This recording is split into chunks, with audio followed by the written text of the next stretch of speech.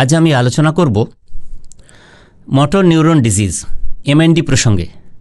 তো প্রথম কি লক্ষণ দেখে চেনা যাবে যে মোটর নিউরন ডিজিজ হয়েছে? এটি একটি কঠিন রোগ। তো প্রথম কি লক্ষণ দেখলে চেনা যাবে মোটর নিউরন ডিজিজকে, আজকের আলোচনা এই প্রসঙ্গে। এই যে মোটর নিউরন ডিজিজ মানে মোটর সিস্টেম অব নার্ভস যেগুলো আছে, আপার মোটর, লোয়ার মোটর, সেখানে যে প্রবলেমসগুলো হয়, বিভিন্ন ধরনের chemical exposure, toxins exposure, brain বা স্পাইনাল কর্ড ইনজুরি, এসব আরও অনেক এনভায়রনমেন্টাল কজ, এসবের কারণে যখন এই রোগটি হয়, এটা খুব জটিল একটি রোগ এবং এটিও একটি নিউরোডিজেনারেটিভ ডিসঅর্ডার। তো এই রোগের ক্ষেত্রে আমরা কি লক্ষণ প্রথমে দেখি? একদম প্রথম 1 নম্বর লক্ষণ যেটা দেখা যায় সেটা হচ্ছে পায়ে, মোটামুটি হাঁটুর নিচের থেকে আর অথবা গোড়ালিতে, এখানে অসুবিধে দেখা দেয়, উইকনেস দেখা দেয় প্রচণ্ড। এই লক্ষণটি সবার আগে প্রকাশ পায় মোটর নিউরন ডিজিজের ক্ষেত্রে। দ্বিতীয় যে লক্ষণটি দেখা যায়, যখন কেউ এমএনডিতে আক্রান্ত হন, তখন সেই মানুষটি, ধরুন তার দোতলা বাড়ি, তাকে যখন তখন সিঁড়ি ভেঙে ছাদে যেতে হয় বা অন্যান্য কাজে, তো আপস্টেয়ার্সে যখন তিনি যাচ্ছেন বা যান, তখন তার উঠতে কষ্ট হয়। দুটো পায়েই কিন্তু প্রচণ্ড মাসল স্ট্রেন হয়, মাসল উইক লাগে এবং পেনফুল মনে হয় এই মুভমেন্টগুলো, এটা দেখা যায়। 3 নম্বর পয়েন্ট যেটা দেখা যায় যে খাবার গলাধকরণ, যেটা আমরা বলি সোয়ালোয়িং অফ ফুডস, এটাতে সমস্যা দেখা দেয়।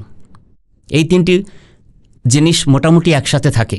গোড়ালি বা পায়ের প্রচণ্ড দুর্বলতা, সিঁড়ি ভেঙে উঠতে অসুবিধে হওয়া এবং খাবার গলাধকরণ করতে বা সোয়ালোয়িং অফ ফুডসে অসুবিধে হওয়া।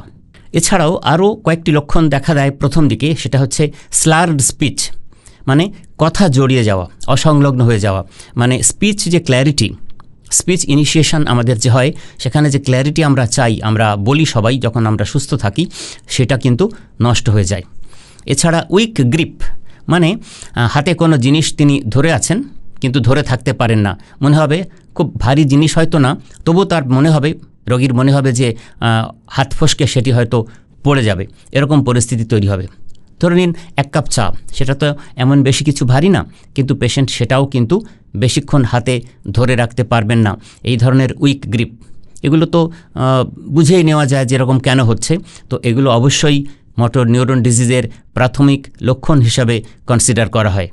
এছাড়াও আরও একটি ইম্পর্ট্যান্ট কথা, কেননা এই মোটর নিউরন ডিজিজ আসলে আমাদের মাসলের ভেতর দিয়ে তো নার্ভগুলো পাস করে, তাহলে মাসলে কিন্তু ক্র্যাম্প হবে, মাসলে টুইচিং হবে, সূচ ফোটানোর মতো যন্ত্রণা হবে, প্রচণ্ড যন্ত্রণাদায়ক অবস্থা তৈরি হবে এই মাসল ক্র্যাম্পিং এবং টুইচিংয়ের কারণে। সেটা আপার মোটর নিউরন যেখানে সাপ্লাই করেছে এবং লোয়ার মোটর নিউরন যেখানে সাপ্লাই হয়েছে, সেই সমস্ত ধরনের মাংসপেশিগুলোতে কিন্তু এই লক্ষণগুলো দেখা দেবে।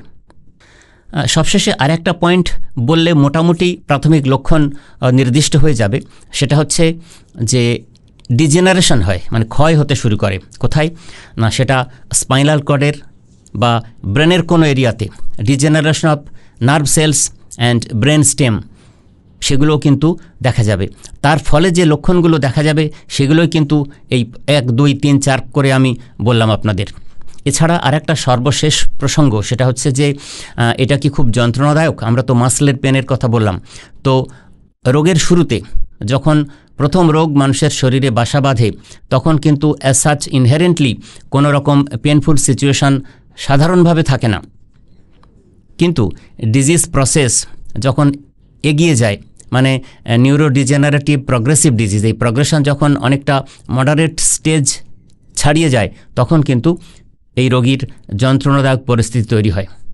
তাহলে আপনারা বুঝলেন যে এই বিশেষ 6-7টি লক্ষণ, এটা নিজেই কিন্তু বাড়িতে বুঝে নেওয়া যায়। এগুলো বুঝে নিলেই জানা সম্ভব হবে যে আপনার মধ্যে মোটর নিউরন রোগটির বাসা বেঁধেছে। আর সঙ্গে অবশ্যই থাকবে স্যালাইভা, প্রচণ্ড পরিমাণে দেখবেন মুখ থেকে লালা আসছে, তাহলে ধরে নিতে হবে এই রোগটি অবশ্যই মোটর নিউরন ডিজিজ। ধন্যবাদ।